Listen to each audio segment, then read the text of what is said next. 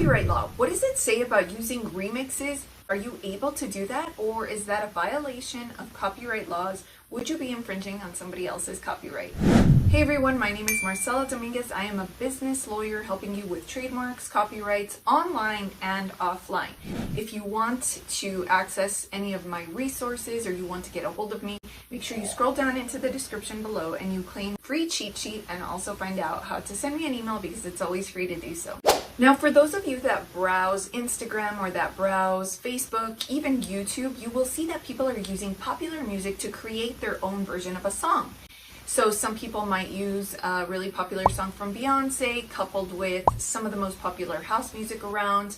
They might create a remix that is so intriguing to people that they might then use that remix on an Instagram reel or to create a video of their own. But what about the people who actually create those remixes? Do they need to have permission from the copyright owner? Are you able to use popular music to create your own remix and then call it your own and call yourself the copyright owner?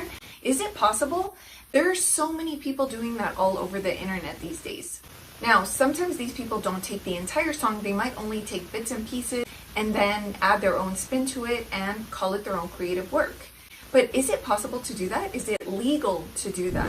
What do copyright laws have to say about creating remixes for use on social media or for use anywhere else? Make sure you stick around until the very end because there's going to be one golden nugget of information that I bet you didn't know. Now, correct me if I am wrong, but I do feel that there is a common misconception floating around, which is that if I create a mashup, then it probably falls under fair use. I am okay to create a mashup or a remix of a song because I have created something new or I'm not even copying the entire song. So why is it a problem? This would fall under the fair use exception.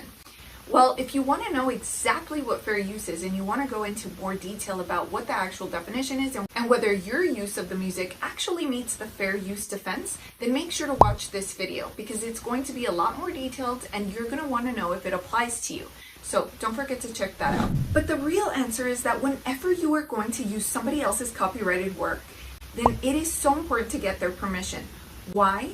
Because the fact of the matter is that if you were planning on using somebody else's copyrighted work for your benefit, whether it's commercial or not, you should get permission. So if you want to play it safe, ask permission. By asking permission, you are playing it safe. Now, if you're not the kind of person that wants to play it safe and you're okay with the fact that you might be infringing on somebody else's copyright, well, I don't recommend that. So if you're a DJ, for example, and you've created a really cool remix, then you might want to look into getting a public performance license. So a public performance license would allow you to play copyrighted music at a public event or at an event. So a public performance license is basically your permission. It is your green light to be able to play that copyrighted music in public without the fear of copyright infringement. Now, I gave you an example of a DJ who should make sure that they have a public performance license to be able to use copyrighted music without the fear of being in trouble. However, these DJs most of the time perform at different venues, say a party venue or say a club or a bar. So these places that I just mentioned are usually in charge of securing a public performance license. So before you enter into a contract with the venue, you want to ascertain whether or not they have a public performance license, because if they do, then the music that you play and the work that you perform will be covered by that public performance license. But again, you don't want to assume that they do have a license. You always want to ask, you want to make sure that they do have one before you start playing there. Then if you have one as a DJ, then of course that is just the best case scenario because you're covering for CYA. But if you are not performing at a public venue, let's say you've been hired to go to somebody's house to play for a birthday party or maybe even a Halloween party, a Christmas party, what do you do in that situation? Do you as the DJ need to acquire a license to play music? And the answer is yes, you might have to go to ASCAP BMI and, inquire about getting a public performance license. So if you want to make sure that you have your ducks in order, then make sure you scroll down into the description below where I can talk to you or you can follow the steps that we provided. Now, if you go to ASCAP.com, I personally like the FAQ page because they answer a lot of really important questions. Now, if you're wondering what in the world is ASCAP, it's the American Society of Composers, Authors, and Publishers. So come with me. I'm going to show you what the FAQ page looks like because I think you should know how easy it is to understand the answers that they put out for you. So if you're a DJ or musician of any kind, you'll also really want to understand the definition of public performance. Yes, the words public performance actually have a definition according to copyright laws. So just to paraphrase the definition, it is a performance that takes place outside of the circle of playing for your friends or family. So if it's at a public event, then more than likely it's going to be considered a public performance by definition. So you want to make sure that you're securing a public performance license in order to comply with copyright laws and not infringing on somebody else's copyright ownership of a particular song. So a public performance generally will also mean that it applies to use on the television, on the radio, on the internet, anywhere that the music is going to be transmitted to the public. So what are the consequences of failing to obtain a public performance license? Well, if you look at even some recent news or news dating back to 2020, 2019, you'll see that ASCAP and BMI are no strangers to copyright infringement lawsuits, and they have no fear and no qualms about suing you, the bar, or even the DJ for failing to secure one of these public performance licenses. Just make sure that you secure this public performance license through ASCAP or through BMI. Otherwise, they might come looking for you.